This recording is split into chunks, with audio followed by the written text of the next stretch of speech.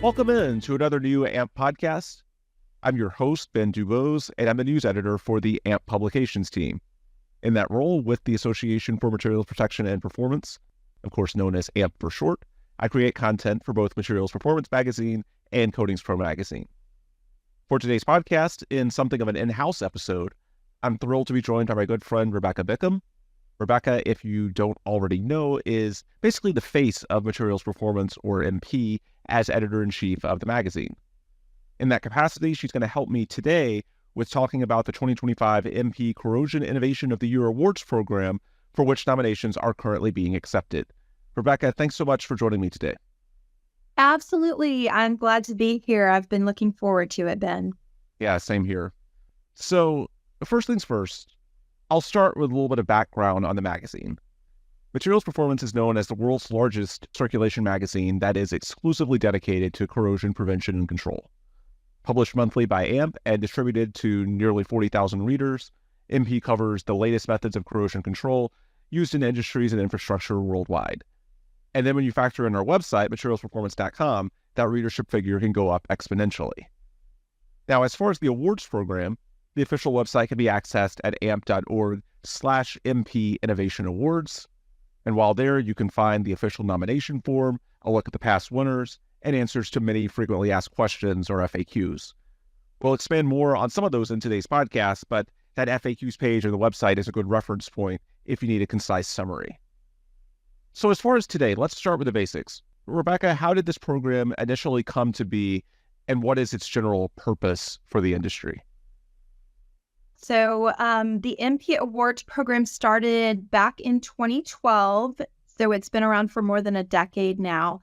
And the primary goal in developing the awards program was to give the corrosion community the chance to highlight all their groundbreaking work that we've been seeing throughout the years. So we thought this was a great way to go about it. We're holding the awards program every other year, so it's a biannual program. And the 8th awards presentation is going to take place at the 2025 AMP Annual Conference and Expo, which will be in Nashville, Tennessee next April. So an easy way to kind of remember the process is that the nominations are taken in the even years, and then the formal announcement and the presentation is made at the conference, which is the odd year. The winners are announced by the AMP president, and they are awarded large trophies. The trophies can be displayed at their booth in the exhibit hall at conference. And then we also record the ceremony live and have a video feed that we stream. And then there's also an archived version that we put on social media outlets, both AMP and MP, and then we post to the websites as well. And then after conference, the winners are able to take their trophies home, of course. They can take them back to their office or wherever it is that they think the trophy would have the most value. And the idea behind that is we want to celebrate and showcase the winners and their hard work and dedication to the corrosion community.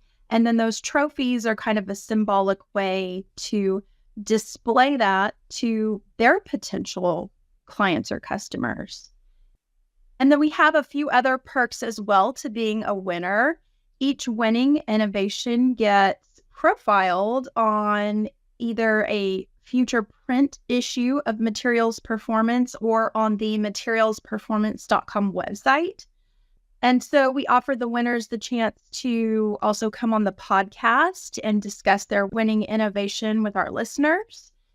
And finally, I'll add that some of the winning innovations end up getting discussed as technical presentation in the following year's AMP annual conference. So as far as the 2025 awards, our nomination period started on April 1st of this year, and it's open until September 15th, which is coming up quickly. From there, the panel of corrosion experts judge those nominations, and they select up to 10 winners. It's a very competitive process because in most years or award cycles, I should say, we've had about 50 nominations. So when you take that into consideration, narrowing it down from 10 to 50 is not an easy task. And I think it really speaks to just how accomplished these winners are because the competition is very high. The judging process entails 2 rounds, and the panel of judges is represented by all areas of materials protection and corrosion control, including input from the NP technical editor. And I'll also note, as someone that's something of a staff liaison to that judging panel, that after the first round of judging, those innovations that are deemed to have passed the initial qualification test, those are considered finalists, and then those are subsequently posted to the awards website. So even for nominees who don't ultimately receive one of the final awards, there is still potentially some value from getting their nomination posted on the website and branded as a finalist. Because really, when you think about this program at a high level, what we're trying to do is provide some independent third-party recognition of what some of the most promising new technologies are within this industry. There's just so many things that are being developed that without programs like this, it can oftentimes be difficult to distinguish between them. So the idea is that we can bring in a panel of expert judges from many different aspects of the industry, think coatings and linings, cathodic protection, chemical treatment, material selection and design, modeling and risk assessment, etc., and then have them grade each innovation. And we do put a priority at having both insiders and outsiders, so to speak, grade each innovation. So, for example, if someone is submitting a cathodic protection innovation, their nomination form will be looked at by both someone with specialized CP knowledge, but also someone from another field within the industry. The idea there is that a winning innovation should have appeal on multiple levels, both in terms of having appropriate technical specifics, while also making its purpose more easily understood at a layman's level, or at least a layman's level in the context of our broader industry. So with that in mind, let's talk a little bit more specifically about the nomination process, which is underway now. Rebecca, what are the general qualifications for a product to be considered a corrosion innovation and thus eligible for these awards? That's a great question. So first of all, I'd like to say that the innovation should have been in some sort of development either on or after January 1st, 2020. This date does change with each subsequent awards program, but for this upcoming one, the 2025 awards, the date is January 1st, 2020. The innovation must be feasible, and then it must show potential for either a significant or positive effect on corrosion control in some way. And it must be related to either coatings and linings, materials, design, equipment, testing, monitoring, modeling, or risk assessment, cathodic protection, chemical treatment, or it can be anything else that directly relates to corrosion prevention and mitigation. Yeah, and I'll note that January 2020 cutoff, that's how we keep it timely. We want this to be within the last few years. So that's why the 2025 cycle will be different than the ones you may have seen or heard in 2023 or 2021. That's the reason for the date moving, is that we want to make sure we're recognizing what's really been happening on the ground in recent years and that we're truly up to date on things that are timely and really groundbreaking in this industry. That's why it's the Corrosion Innovation of the Year awards, both in terms of innovation and of the year. It's something that's very recent and being actively developed within our industry over the last few years. Anyway, from there, going beyond the specific topic, what are the other nomination guidelines? What are the eligibility requirements for the person submitting? So for our program, we allow individuals, companies, organizations, and even governments from all around the world to submit nominations. And then it's also completely acceptable to self-nominate, and we allow people to submit even more than one nomination. To address one common question that we get, we do allow people to submit a previous nomination from a past awards program, but not if that nomination actually won an MP award. So in other words, if someone was a finalist who did not win, they can submit again, but an actual awards winner cannot. Unlike some other awards contests, there's no cost involved in our program. You can just fill out the nomination form on the AMP Awards website and submit it electronically. We have both a form that you can fill out on the website and a Word form that you can actually download and then fill it out and email it in the old-fashioned way. So either way is acceptable.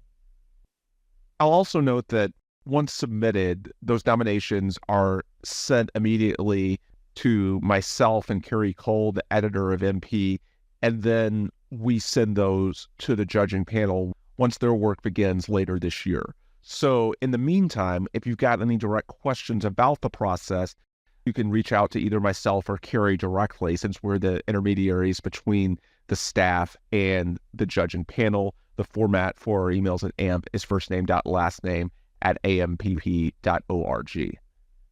Now, as far as the actual judges, we're not going to specifically identify who they are, and I hope the reasons for that are understandable.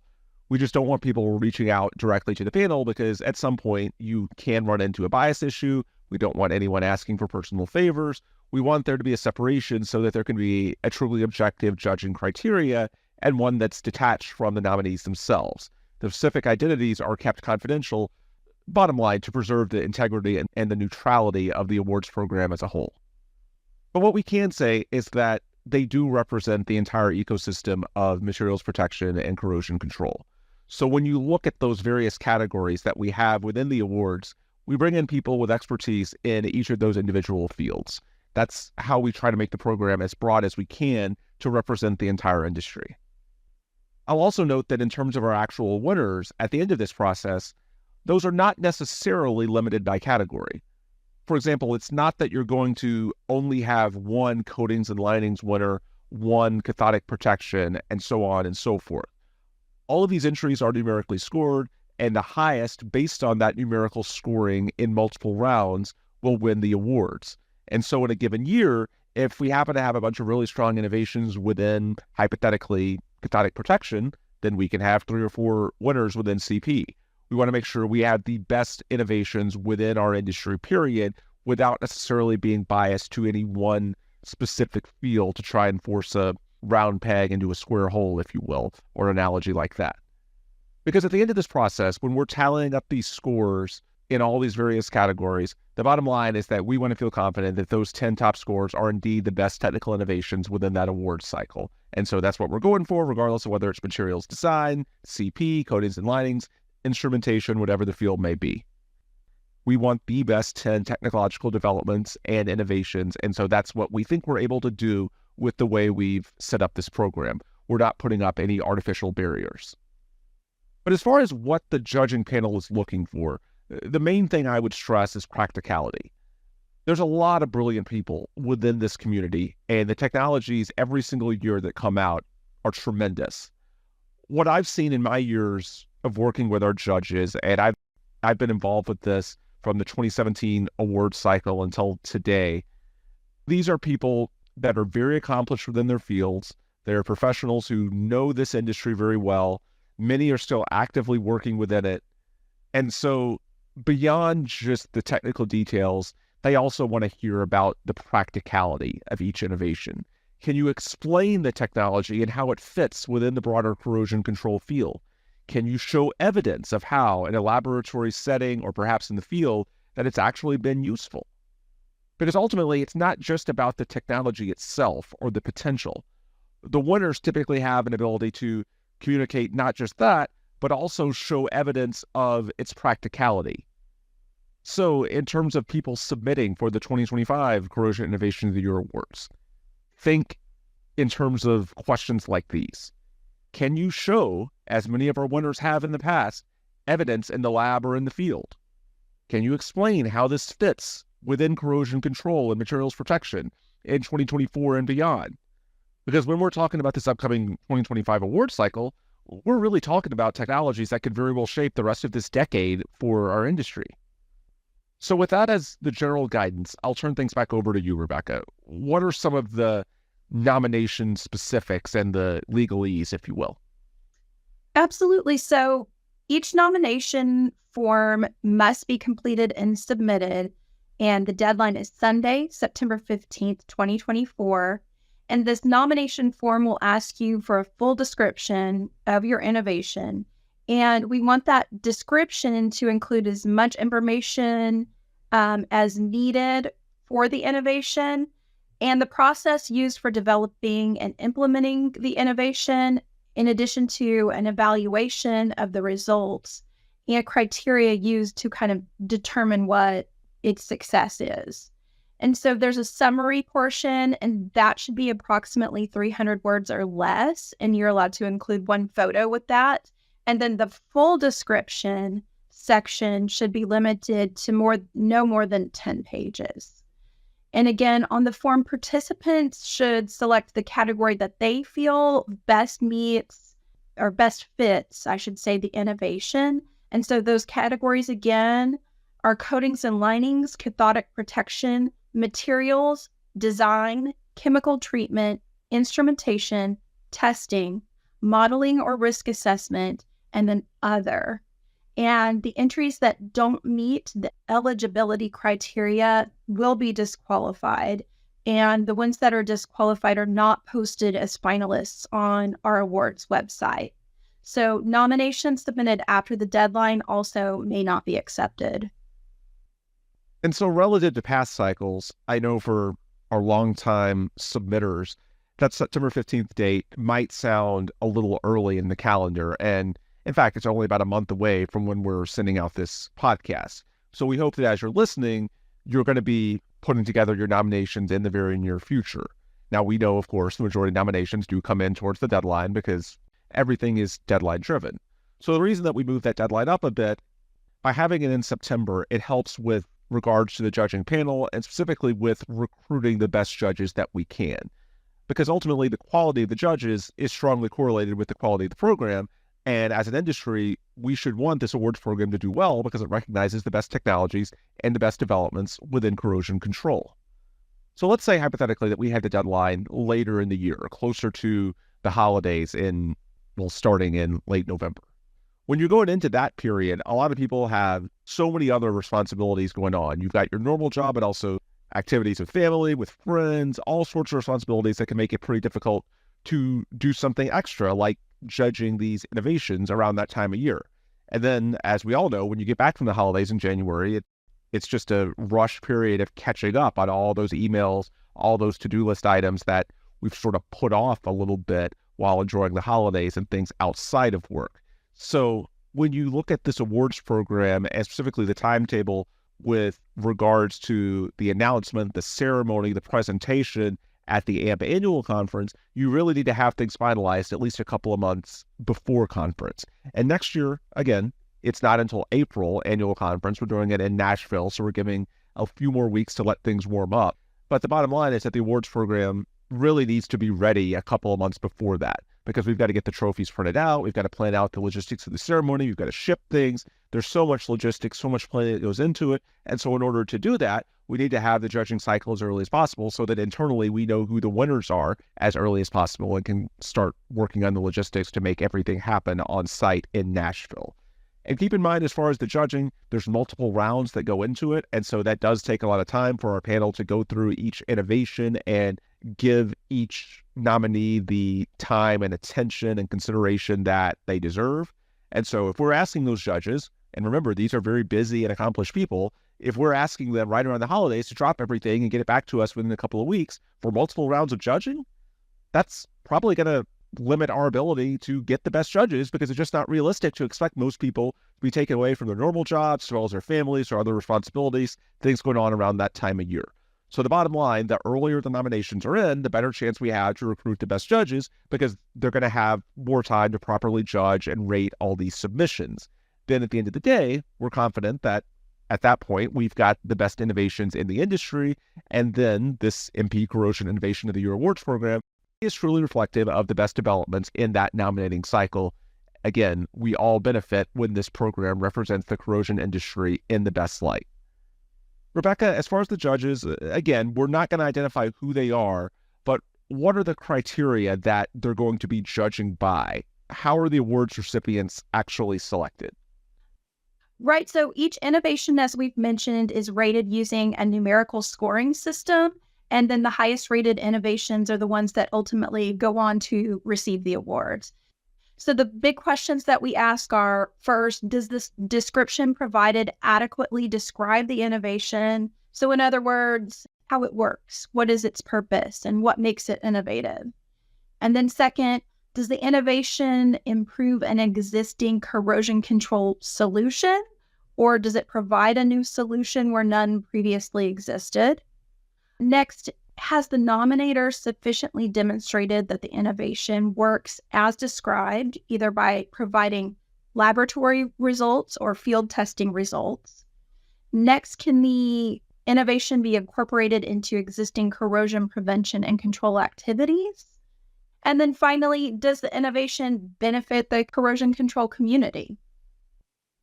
All right, that's pretty comprehensive. Again, we want it to be a blend of both the specifics. That's where you get into the questions of demonstrations, how it incorporates, does it improve existing solutions, but also the practicality. That's ultimately what we're trying to do, is not just show the benefit or potential benefit, but also can you explain how this benefits the overall industry? What's the purpose? What makes it innovative? Just some basic questions, because at the end of the day, it's not just about the technology. If you want an innovation to be successful, you also need to make the appeal to the market for why it's needed and how it's going to upgrade what's in place today. And so that's why with our criteria, we want to make sure that we're representing both the nitty gritty, the technical specifics, but also some of the more basic layman's questions, because at the end of the day, both are important when it comes to making the pitch to the industry and getting a new technology embraced on a larger scale. All right, so we've covered a lot of ground with these questions today and sort of running through the criteria for the awards program. So hopefully that's beneficial to our listeners and those considering making a nomination for the 2025 cycle. Rebecca, before we wrap up, what's the fine print? And just as a general disclaimer, what's the background information that people should know going into this nomination process? Yeah, we've definitely got some of that. So starting off, MP reserves the right to disqualify any nomination which is frivolous, not feasible, incomplete, illegible, or fails to meet all the nomination requirements. So the magazine is under no obligation to publish or exhibit any entry, and the judging panel's decisions are final. MP is not responsible for any incorrect or inaccurate information, whether caused by awards program participants or in any of the equipment or programming that is associated with the awards program. In consideration of MP agreeing to consider their nomination, each participant grants MP and AMP a royalty-free license to copy, edit, display, publish, and make available their nomination description and photos. This license applies to any format in connection with the awards or the promotion of them. By submitting a nomination, participants confirm that they have the right to nominate and that they have obtained all necessary consents, permissions, and authorizations. It also confirms that the entry does not infringe on any third-party rights. The awards recipients will be contacted by email in early 2025, and the winners are publicly announced and honored at the AMP Annual Conference next April in Nashville. And all top innovations will also be announced and recognized in the MP magazine. Finally, MP is not responsible for any costs associated with attending the award ceremony or shipping or transportation of the trophies after they've been presented. There's a few more disclaimers, but I think you get the idea. It's all available in the fine print at www.amp.org/MP Innovations. /MP Innovation Awards. And yeah, you just hit up that FAQ page on the website, and that's where you can find those disclaimers, but also more if you want to get really nitty gritty as far as the background of this process, what making a nomination entails, and ultimately what the next few months look like as we run through the various phases of this program leading up to the official announcement next April. Anyway, if you have questions, beyond what's on the FAQs page or what Rebecca and I have discussed today, feel free to email us with those follow-up questions at mpinnovationawards@amp.org. Bottom line, though, is that a lot of that information is already available online, either at materialsperformance.com or at that awards website, amp.org/MP Innovation Awards. Rebecca, thanks so much for taking the time to join us today and helping walk our listeners through the process. Happy to, Ben. Thanks for having me. Sure thing. And with that, we'll bring this episode to a close. On behalf of Rebecca Bickham, Editor-in-Chief of MP, I'm Ben DuBose, News Editor with AMP Publications. And if you want more resources from AMP or to learn more about the association, just visit the flagship homepage at www.amp.org. That's AMPP, short for the Association for Materials Protection and Performance. With that, we'll adjourn for today. As always, thanks for listening, and we'll be back soon with another new episode.